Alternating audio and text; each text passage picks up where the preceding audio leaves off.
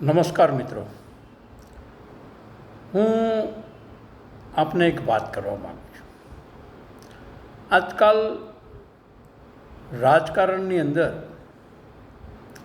સત્તા મેળવવા માટે જૂઠા વાયદા કરવા, લોકોને જૂઠા વાયદા આપીને વિશ્વાસમાં લેવા અને ત્યારબાદ જો સત્તા મળી જાય તે જૂઠા વાયદા, ખોટા વાયદા, મફતની રેવડી વહેંચવાની જે વાત ભારતીય જનતા પાર્ટી સિવાયના પક્ષો એટલે કે વિરોધ પક્ષો જે કરી રહ્યા છે એ જે તે રાજ્ય અને દેશને કેટલું મોટું નુકસાન પહોંચાડે છે અને લોકો મફતનું લેવા માટે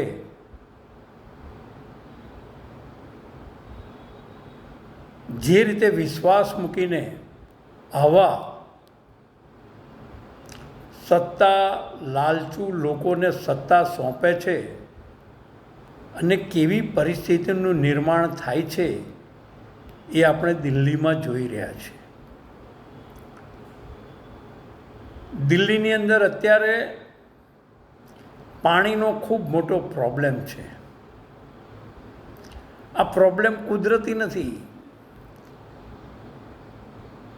આ કેજરીવાલની સરકારે મફત પાણી આપવાની જે યોજના બનાવી, લોકોને જે વિશ્વાસમાં લીધા, મત લીધા અને હવે એને પહોંચી વળવા માટે એમની પાસે કોઈ આયોજન નથી. ચૂંટણી લડવા માટે જે માફિયાઓ પાસેથી એ લોકો પૈસા લે છે એવા માફિયાઓને પોષવાના. સત્તા આવી નહીં, બધી સીટો હારી ગયા, પણ માફિયાઓ પાસેથી પૈસા લઈને જે રીતે ચૂંટણી લડ્યા છે એ લોકો તો હવે પોતાનું વળતર માગવાના. અને એટલે ત્યાં જળ સંકટ છે. રાજનીતિની અંદર ભ્રષ્ટાચારને નાબૂદ કરવાના વચનો આપીને, ભ્રષ્ટાચારને ઝાડુથી સાફ કરી નાખીશું, આ દેશનું રાજકારણ અમે બદલી નાખીશું, આવી વાત કરવાવાળા લોકો અરવિંદ કેજરીવાલ એન્ડ કંપની મફતનું વહેંચીને સત્તામાં આવી ગયા બાદ જે લોકો પાસેથી ફંડ લીધું હતું ચૂંટણી લડવા માટે, હવે ખુલ્લા પડી ગયા છે. આ દેશની જનતા સમક્ષ આ ખુલ્લા પડી ગયા છે અને દિલ્હી એનો નમૂનો છે. પહેલાં શરાબકાંડ અને હવે જળકાંડ, આ બંને માનવ સર્જિત છે. કેજરીવાલની જે મફત વહેંચવાની જે નીતિ છે એ નીતિના કારણે દિલ્હીની જનતા અત્યારે જળ સંકટ ભોગવી રહી છે. જે જળ બોર્ડ દિલ્હીનું વ્યવસ્થિત ચાલતું હતું, નફો કરતું હતું, એને હજારો કરોડના ખાડામાં નાખી દીધું, કારણ મફત આપવું હતું. અને હવે એને પહોંચી વળાય એવી પરિસ્થિતિ નથી. એટલે આજુબાજુના રાજ્યોની ત્યાં ભારતીય જનતા પાર્ટીનું શાસન ચાલે છે એ રાજ્યો ઉપર ખોટે ખોટા આક્ષેપો કરે છે. આ જ પરિસ્થિતિ પંજાબની થવાની છે મિત્રો. એટલે મફતના રાજકારણનું એક બીજું ઉદાહરણ આપું. કોંગ્રેસે એવું કીધું આ લોકસભાની ચૂંટણીમાં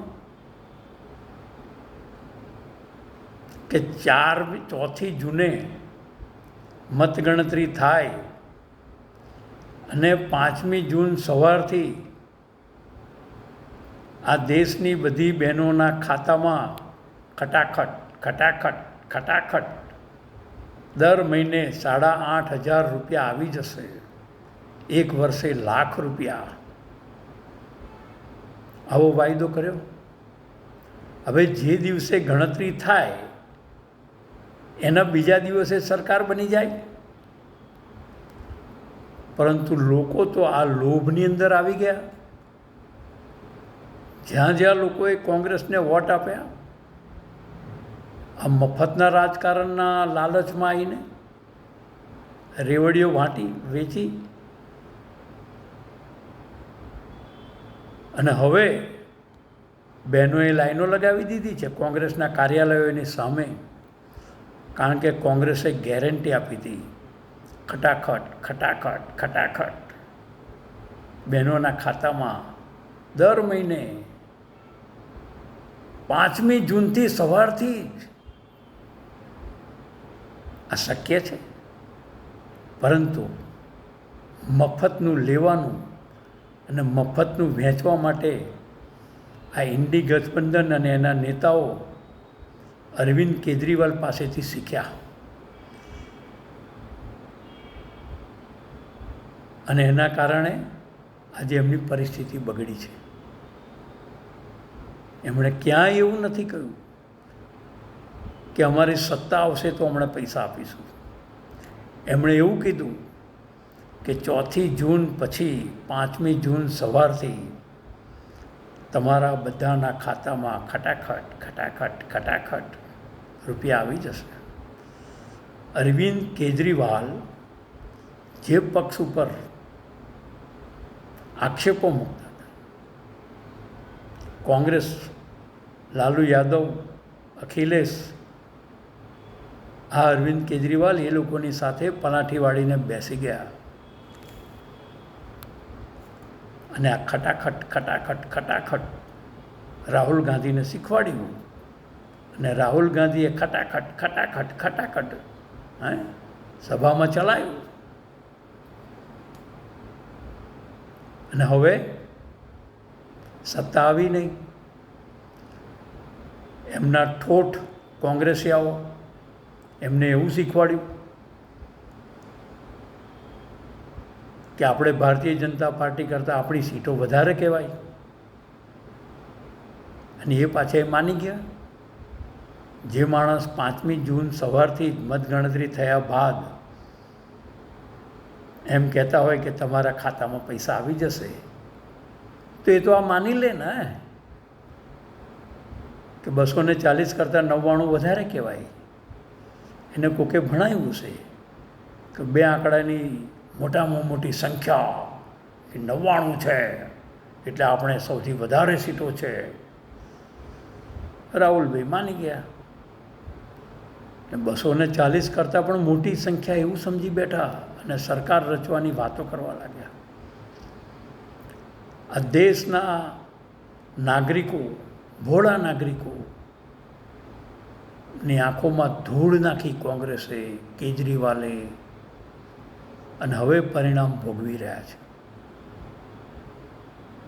એમણે પોતાના કાર્ડ ઉપર ગેરંટી આપી છે.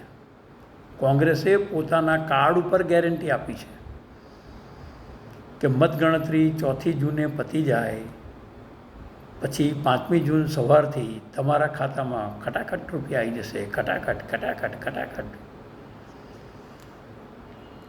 એ ખટાખટ સાંભળી અને લોકો બિચારા ફટાફટ કોંગ્રેસ કાર્યાલય પર પહોંચી ગયા.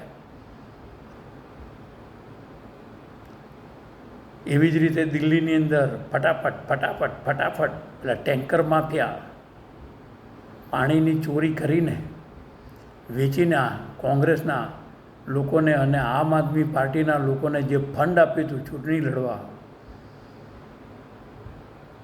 એ વસૂલ કરવા લાગી ગયા છે. એનું પાણીનું સંકટ છે. પંજાબની અંદર પણ આ જ પરિસ્થિતિ થવાની છે. થોડા જ દિવસોમાં જોજો તમે. અને રાહુલભાઈને તો આખા 99 સીટ ઉપર આ પ્રોબ્લેમ થવાનો જ છે કે લોકોને લોભ આપ્યો 1 લાખ રૂપિયાનો, એક પ્રકારનો એમણે ભ્રષ્ટાચાર આદર્યો છે અને ભ્રષ્ટાચાર આદરીને એમણે મત લીધા છે. વોટ લેવાના બદલામાં એમણે ₹1 લાખ આપવાની વાત કરી છે. એટલે એમના ઉપર તો બહુ મોટી કાર્યવાહી થશે જ. એટલે આ